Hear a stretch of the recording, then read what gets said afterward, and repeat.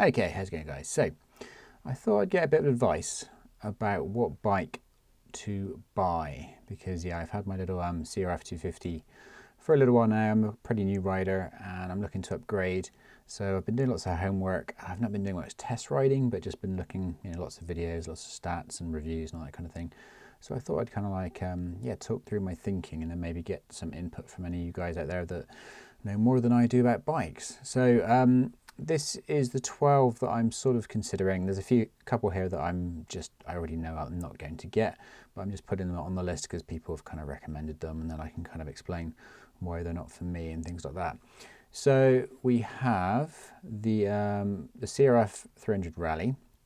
Obviously I've got the 250L at the moment, so it's just, a bit of an upgrade and a bit of a few little changes from that. The Royal Enfield Himalayan. Then we've got the KTM 390 Adventure, the Yamaha Tenere 700, the Fantic Caballero Rally 500, I can never say this properly, but Husqvarna Svartbilen 401, probably said that wrong, but that one, and then the Husky 701 Enduro, and then a bit of one that I didn't know about before, but the AJP PR7 650 Adventure kind of enduro bike.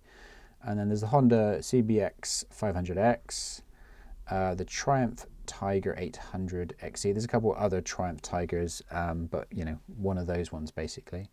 Suzuki V-Strom 650, and there's a Ducati Scrambler Desert Sled as well. So it's quite a big mix of bikes there that they don't necessarily all fit into the same category. But let me try and explain what I'm after and why I'm looking at these bikes at the moment, and what I like about some, what I don't like about others, from my limited experience. So this is what we're looking for. I'm looking for like a lightish adventure bike stroke a dual sport, kind of. I want something that can be okay on fast roads, doing 70 down the A30, possibly with some fairing and windscreen, because I'm realizing with my little 250L that I'm not a big fan of doing 70 for very long without any kind of wind protection. Something that can tackle a bit of muddy off-road stuff. Nothing too serious. I'm a pretty new rider, so nothing too aggressive just yet, but maybe down the line. A seat that's not too tall. I'm 5'8" with fairly shortish little hobbit legs, so yeah, not too tall. Not too heavy. I want to be able to pick it up by myself in slippy mud without it being a giant palaver. Not too powerful. Like I said, I'm a pretty new rider, so I don't want anything, a massive upgrade from my little 250 just yet. This is going to be my sort of intermediate, figure out what I want to do type bike. But also not underpowered. Like I said, I want to be able to do, 70 plus comfy at speed and basically enjoy it, enjoy a bit of power. And yeah, I want it to be fairly modern. So, electric fuel injection, a fairly modern, reliable bike with hopefully 6 speeds and all the usual kind of, basic stuff, but basic modern stuff that you'd expect. I don't want to be messing around with chokes and, carbs in cold winters and things like that, trying to get those to start. Something that's hopefully reliable, available, and fun. Definitely fun. And not too much money. And then, as I said, yeah, it's basically an upgrade from my little 250, which is been my first bike getting back into motorbikes. So that's sort of what we're looking at. So let's look through some of the stats from those 12 bikes. So anything in red is kind of like that's a concern. So we have, whoops, let's get back into that. So we have, let me just turn the touch off. So yeah, we have these 3 in green are kind of like they're winning the battle at the moment. But they could be necessarily bettered by other bikes that maybe I haven't heard of yet, or perhaps I'm just not thinking about some of the aspects. But yeah, we have the price here. Anything over 8 grand I'm putting in red. Obviously these are the new prices. There's a good chance I'm going to be buying secondhand, so this isn't what I'm going to be spending. But if you put the new price down, it gives you an idea, what it's going to be secondhand, basically, doesn't it? Weight, anything over sort of 196 or close to 200 plus, I've put into red. I think, I'm used to a little 150 odd kilogram bike. I know that's fairly light for road bikes or adventure bikes. It's fairly heavy for like a dirt bike. So I want to stick to something that's not too heavy. I don't mind creeping up a little bit, but that's where we are with the weight. And then the seat height, my seat height on my CRF is 870. So it's fairly tall, and even though I've got little short legs, I've been okay with that. But I'm also know that, especially if I get into rougher off-road stuff, I'm going to be, I'm going to get a lot of confidence if the seat is a little bit lower. And I know that you can pretty much lower any bike. You can put a lowering, there's various different ways you can lower bikes. Obviously, you can lower the seat, you can lower the suspension, all the rest of it. So I realize you can do things to it, but I still don't want to go in with anything that's too tall straight away. It's just going to sort of probably knock my confidence back a little bit. Engine CC, I'm not too bothered about. I don't want anything too big, so I've kind of put the larger CC bikes in red at the moment. And brake horsepower, like I said, I don't want anything too powerful or anything too underpowered. I want something in the sort of in the mid-range. It's going to be an upgrade from my little 250. It's going to have enough power to hold its own on a fast A road, but also be able to be, playful off-road. So that's where we are with that. So we've got a couple of that's red. So obviously the 300 Rally is only 27, so that's only a small upgrade from my 23 horsepower that I have at the moment. So that's where, that does put me off it slightly, that it's not like a big upgrade, but by all accounts it definitely do notice that amount of increase. I know it's not just about horsepower, it's also about torque and where how the gears work, how the gears are laid out. There's lots of other things to factor in, but we're just trying to sort of like skim over the basics here and just say brake horsepower. That kind of gives you an idea of how much pep the bike's got, doesn't it really?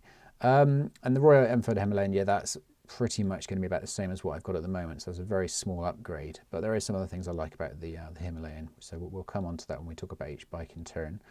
Yeah, the Tenere is possibly just too much bike for me, basically. But yeah, we'll talk about that as we talk about each bike in turn. Off-road. Now these are stats. After watching lots of videos and reading lots of reviews, these are really crude estimations of how I think each one of these does in off-road. A score out of 10. It's massively subjective, and I'm sure you can find fault in some of these, but it's just me weighing things up and trying to figure out, is this going to be like epic off-road, or is it going to be, actually worse than what I've got with my little 250 Honda. Rally, that's short for reliability. Again, lots of guesswork here because some of these bikes are new and there's just not enough history with the bikes and existing owners to really give you an idea. But just going by the manufacturer and various different reviews and complaints and things that I've read about each one of these bikes, I've given it a fairly arbitrary score as to its reliability. I mean, obviously with Honda, I've given that a flat out 9 because generally Honda stuff is reliable as hell. Same with the Yamaha. The Yamaha's had nothing but the engine apparently is proven and it's meant to be absolutely bulletproof, and I've seen pretty much 0 issues coming from Tenere owners. Anyway, so things like that. So you get the idea that I've come up with these numbers myself, but there's a lot of guesswork here. And obviously looks, this is entirely subjective, entirely, like things like the Svartpillen, however you say it, the 401. I think that looks pretty good, but I also can see that it's massively kind of sort of style over substance. So some people would hate the look of that and give that a 0. I've given it a 7 because I actually think it looks pretty cool. But at the same time, I also know, maybe I won't like it after a year. Maybe I'll kind of get sick of it because it is so striking. And then this one on the right here is the ground clearance. And most of these, because they're kind of leaning towards adventure bike or, sort of light adventure bike or dual sport, they generally have pretty good ground clearance. But definitely the weakest link there is the Svartpillen, which is clearly more of a road bike than it is an off-road bike. That is much much-lower ground clearance. Anyway, so let's go through some of the individual bikes and then we'll talk about the sort of pros and cons. So the 300 Rally, I think it has a lot of pros and a lot of cons. It's it's going to be a reliable bike. It's just going to work every single time. It's always going to start. It's going to go. It's very, very similar to what I've got, so it's not going to be a big surprise to me. It's a slight step up in power for my little 250L, but not a huge one. So maybe that's debatable whether I should go up a bit more again, just to kind of get a feel for more powerful bikes and not struggle on the faster roads and all that kind of thing. The seat height is very high. That pretty much is its only real complaint from me. I don't necessarily like the look of the bike, I think it kind of looks a bit dated. It kind of looks like a 90s bike.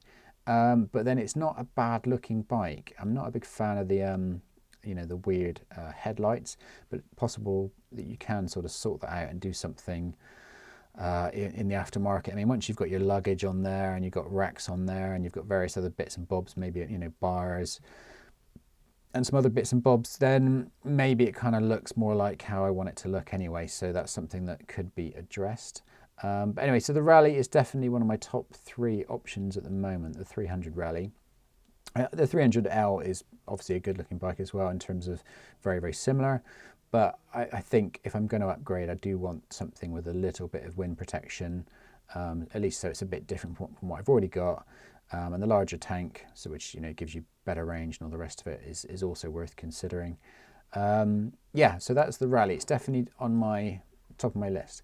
The Enfield. Now, the big problem really here is this is not a massively fast bike. It is a bit of a plodder.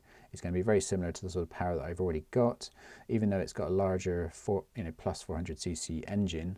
It's just really tuned just to sort of plod, plod, plod, plod, plod. The seat height is great, and it actually has okay ground clearance considering you know, the seat height is. But I've heard that it's a bit odd the standing position's a little bit odd. And I've also heard mixed reliability results with this. It's no Honda. The newer ones are better than the older ones. I do really like the way it looks though. Like, I do really like the way this looks. This looks like a really, you know, a vintage bike. And it's different. It doesn't look like, you know, a plastic 90s bike like the Hondas tend to look. So the looks does get a big tick from me. But I just don't think it's going to be enough of an upgrade with that 24 brake horsepower. It's just going to be too much of a plodder, and I'm going to wish I went for something much more exciting. But anyway, there's that one. I do. It's a shame it doesn't have a little bit more grunt, because I think that would be a no-brainer, especially at that amazing price of £4,600, and you can get them for about, you know, £3,000. So really very little outlay for a very attractive looking prospect. Now the KTM 390 Adventure, it kind of ticks all of my boxes. You know, there's no reds here. The ground clearance is good, the seat height's good, the engine size is good, the price is good, the weight's good. I don't particularly like the looks of it. I don't like this kind of like bird face thing going on, but you know, that is again very subjective. Some people like that. The rest of the bike I think looks okay. I've heard mixed things about this bike. I've heard that it gets a bit vibey, and you can get kind of like vibrations at high speed, and that can get a bit annoying. The exhaust sounds awful, like it just doesn't sound exciting at all, so that's not a good aspect of it. So, but generally I think it would be reliable, and I think it would be able to handle a little bit of light off-roading, and it would be comfortable at speed. Like, it does tick a lot of boxes, but it kind of doesn't float my boat exactly. So even though it's ticking all of my criteria, I'm leaning away from it. I am leaning away from it at the moment, but you know, maybe an owner of this can sort of change my mind and tell me, no, we really should be considering this. Anyway, let's move on.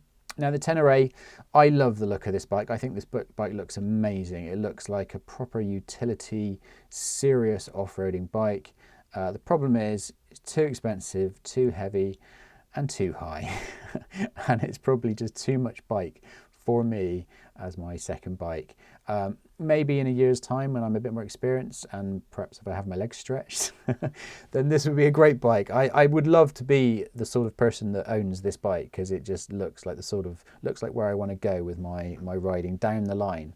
But I think it would just be silly for me to get something like this. It would fall over, it would crush my leg, and I'd struggle to pick it up.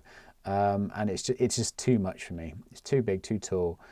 Because it carries all this weight quite tall as well. By the way, all these images they're to scale basically, so that one is that much bigger than that one, and that much smaller than that one. So just so you know, so I have scaled all these images, so when I flick back and forth, it gives you a good idea of the scale and the weight.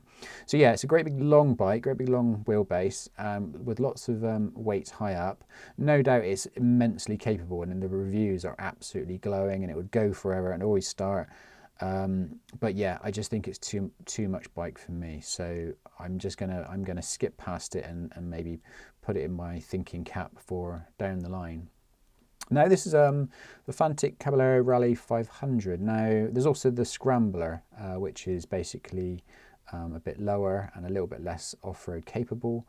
This is clearly not a really off-road bike. It's almost like a bit of a tarty kind of design thing, really. It really is. It's possible that it's a little bit more looks than substance, but that said, every review that I've seen of it, they've all said they absolutely love the way it rides. It rides really well. It's really fun. It's lightweight. You can flick it around. They don't say it's a serious off-road bike because it clearly isn't a serious off-road bike, but they all say that it's really good fun to ride, and it could clearly do a little bit of off-roading, you know, get some proper knobblies on there, and you've got the ground clearance, you've got a reasonable suspension, you know, amount of suspension travel, and it's adjustable too on the Rally, I believe. It's pretty cheap. You can get them for quite a lot less than that. It's a great weight. The seat height's kind of acceptable. So it ticks all of my criteria, and I do think it looks really good. And I think there's better colour options. There's better options in this one as well. This is a definite contender for me. I mean, reliability is, you know, we just don't know. They've not really been going for long enough. I know some people criticise the engine because it's Chinese made, but you know, as far as I know, the engine is proven you know, they use it for racing and all sorts, and it is a proven engine. So the fact that it's made in China shouldn't really be an issue if it's a proven solid engine. And like I said, everyone that rides the thing, they all say it's great. I've not heard a bad review of the thing. So this is definitely on my maybe list, and I just really like the way it looks. I know that shouldn't be sort of top of your list, but it's kind of, you know, you want something that's exciting and excites your eye as well as your senses and does the job as well, don't you? So that's a definite maybe.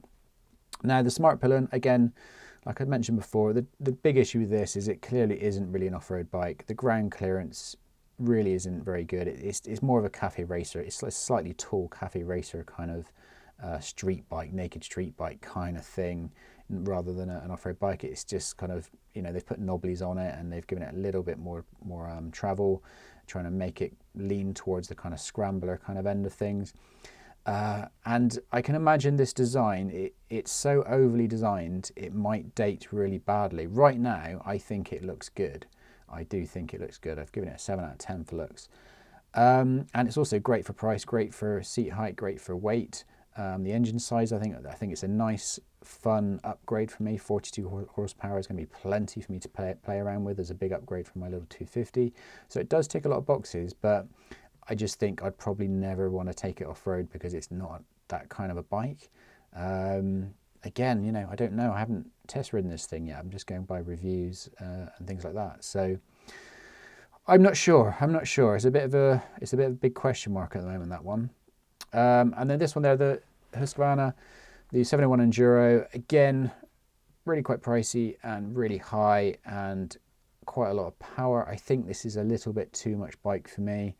I'm not knocked out by the way it looks. I mean, it kind of just looks like a dirt bike. It doesn't look like anything interesting. It doesn't look like a bad, ugly dirt bike, but it just looks like a dirt bike. So, you know, that's my opinion on that, really. No doubt it's a massively capable off-road bike, but it might just be a little bit too much for me. It is very tall and it's really quite pricey. So it's probably going to be a no, probably primarily because of the price, because I know that you could obviously lower it, but it's still sort of, you know, I might go and sit on one and then I might change my mind. There is a Husqvarna dealership not too far from me, so I think it's going to be one that I will think about. Then we come to this one, which is the AJP PR7 650. Now, there's not that much information on these. I just went to Thor Motorbikes, which again is a dealership not too far from me, and they had one of these, and I was like, what the hell's that? And so I did my investigating, and people seem to love them. There's some design issues, like they say if you drop it, there's lots of sort of fragile bits that get broken quite easily and things like that, which makes me think the reliability in terms of, you know, servicing and looking after it and dropping it and fixing it might be a bit of more of a problem than some of the other bikes, but it's also incredibly high and incredibly pricey. So it's one of those question mark bikes. I really like the way it looks. The look of it excites me because it's sort of utilitarian, almost old but future, and it's just distinct. It's distinct from any of the other bikes. It looks like a dirt bike with some stuff stuck on it, to be fair. It looks like something that, you know, they've stuck rally stuff onto a dirt bike. So it's not like it's radical, but it has something about its look that does make me look twice and think, that's what is that? You know, can I ride that? What is that? I want to check that out. But yeah, I've heard really good things about it, but you know, I've also heard a few niggling, strange quirks about the bike as well. I won't go into detail, but it's something that I kind of want to investigate a little bit further. But certainly, if any of you guys know much about this bike, then please let me know what you think, because it's caught my eye, and I don't know enough about it yet to form a solid opinion. But definitely a bit tall and a bit expensive is my main criticism right now for me, for what I want for my next bike. And then we've got a couple other ones that have basically been recommended, but I haven't, I don't think they're for me. They look too pedestrian. They're no doubt they're brilliant bikes. Again, you know, it's a Honda, so it's going to go forever. It's going to just be bulletproof. It's pretty heavy, and I really don't like the looks. So, you know, at the end of the day, heavy and not pretty, even though by all accounts, it's more of a touring bike than it is an off-road bike, but either way, it does get good reviews, so that's why I put it in here. I'm not going to be buying one, but I put it in the maybe pile, so, you know, at least I can sort of think about it and then compare it to other bikes, and then sort of, seeing what's available, because you can get them for quite a reasonable price, and it ticks all the other boxes basically. The Tigers, now this is the 800HC. There's quite a few other Tigers, so I wouldn't necessarily go for this one, especially as this one's quite expensive. They tend to be a little bit heavy for what I'm looking for sort of lightweight, dual sports. There is obviously smaller CC models as well. This one's the 800. It's probably just a little bit too much bike for me at the moment, but again, I've heard really good things about it. I don't mind the look of them. I know I've only given it a 5, but I don't actually mind the look of them, and they seem to be very capable. And, you know, again, it's one of those ones that I think I would have to ride it to get a feel for what it's all about. I haven't test driven any Tigers at all yet, but hopefully soon. So yeah, let me know what you think on that one. I'm not sure. It's on my no pile right now, but you know, I could be talked around. V-Strum. Now you have to see it from the front, because this is just awful. It looks terrible. I've given it a 1. But again, it gets really good reviews. It's meant to be a very reliable bike. You know, Suzuki makes solid things. It pretty much is just this front end. If they could sort out the front end, I'd probably seriously consider it. It is a bit heavy for what I'm looking for, and is a bit expensive, but then I have also seen these really cheap for really good deals. So, I mean, that's why it pricked my interest, because I saw a couple that were, you know, about $5,000, and they looked immaculate. So I was like, oh, that's kind of interesting. So I put it on the maybe pile. Again, at the moment, it's a bit heavy and a bit expensive, generally speaking, compared to, you know, some of the other competition. And it's possibly a little bit, you know, not enough of an off-road bike for what I want. But my main issue for it at the moment is it just looks awful. So that's why it's on my no pile. But perhaps it's something that you can fix, because it is mainly just the headlight. It's mainly just this front end. It just looks like a sort of weird Cyclops or something. They've just done a terrible job on the looks of the front of the bike. So that's why it's definitely on my no pile at the moment. And then the Ducati Scrambler, I'm not going to be buying one of these. They're too expensive. They're too popular. They're kind of hard to get hold of. It's a little bit too heavy, and it's probably just a little bit too big, too much of a bike for me at the moment. But I do really like the look of it, and you know, I believe the Ducatis are pretty reliable and you know, good solid bikes. The seat height's good, and yeah, mainly I'd buy something like this for the look of it, because I do think it looks really, really nice. It has that kind of like, you know, classic kind of Scrambler look, and by every review that I've seen, they all say it's actually really good fun, a really good solid bike, good fun on the road, good fun off the road. So it's one of those sort of unicorn bikes that kind of just does it all, but you do pay for the privilege of having a Ducati, and is a little bit heavy for what I'm looking for, and a little bit just, you know, bit of a large CC with maybe a little bit more power than what I need at my current, you know, you have your aspirational bikes, and then you have your kind of, you know, okay, well, that I'm not going to buy that. It's just an aspiration, and this kind of falls into that category at the moment, I think, for me. So anyway, there you go. That's the 12 bikes that I'm sort of considering. Certainly, I know it's a slightly boring upgrade, but I am very much thinking about that one. I'm very much thinking about the Fiat Caballero Rally and also the Scrambler, which is a bit lower, a little bit less off-road capable, but, you know, a little bit easier if you can sit over it properly, I guess. And then, yeah, I guess that's the main two. I probably won't be going for the KTM 390 Adventure, even though it does seem to tick all the boxes. It just, something about it just doesn't float my boat. But my mind just keeps changing. Every new review I watch, my mind changes a bit more. Anyway, I'm going to leave that there, guys. It's more of a, this video is not about me telling you about, you know, anything, any sort of insider information, because I just don't know. It's a question. I'm putting a question outside to you guys. If you know much about any of these bikes, or you think I'm really missing some like brilliant options that I'm not considering, then let me know, because this is kind of, you know, where my mind is at the moment. But it does keep changing. I keep doing more research, finding out more things, and then my mind changes again and I flip-flop. And, you know, it's early days. I need to test ride every bike that I'm seriously considering. I've only test ridden a couple of these so far. So yeah, let me know what you think. Let me know what you would go for, bearing in mind my criteria: lightish adventure bike, you know, or dual sport, which can do a little bit of fast A roads and a little bit of off-roading, nothing too serious, not too expensive and reliable. And bear in mind, I'm a pretty new rider, so don't throw me under the bus and get me to sit on something which is going to rip my arms off the minute I touch the throttle. So yeah, you get the idea. I'm coming from a little 250 CRF, so I'm not coming from anywhere exciting. This is going to be my first semi-exciting bike, but I also realise that it's not going to be my final bike. It's going to be my intermediate bike, and it might also help me figure out what kind of riding I actually want to do. That's why I want to have something that can do a bit of on-road and a bit of off-road, so I can dip my toe into both and, yeah, decide what kind of a rider I want to be, really. Anyway, guys, I'm going to leave that there, and I do very much appreciate any input you could give me on my conundrum, because this is where my mind is at the moment. Big thanks out to anyone who chips in and gives me your opinion, and I'll catch you guys later. Bye.